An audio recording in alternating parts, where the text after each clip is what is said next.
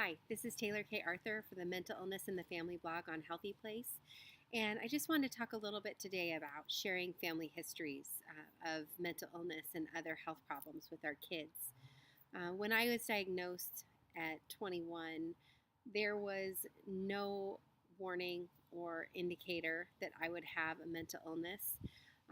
My family didn't see a pattern in the illnesses and addiction around us. No one else had ever been as sick as I had been.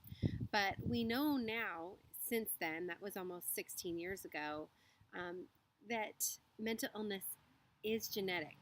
And that where we have depression and ADHD in a family, we very well could have a bipolar 1 disorder or a bipolar 2 disorder.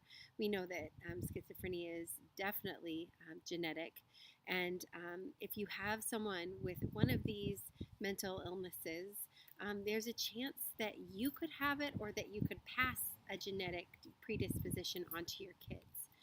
And so I really want to urge families out there today, if you have a history of suicide in your family, you have a lot of addiction in your family. A lot of times there's really deaths by addiction where people drink or overdose themselves to death.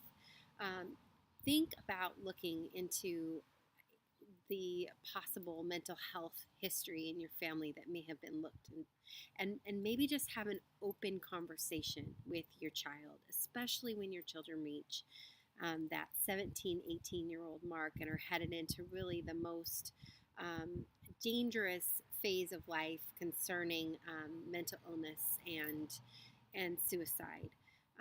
What we want is to make mental illness like any other illness so that kids can look for signs and be educated and be aware, so that if they or someone close to them starts exhibiting symptoms, that they will know what to do. And instead of being embarrassed or shamed or scared that no one will understand what's happening, they will be able to seek help faster and get help that's better and gets them before they're suicidal, or and saves them from traveling down a years long road of not knowing what's wrong with them.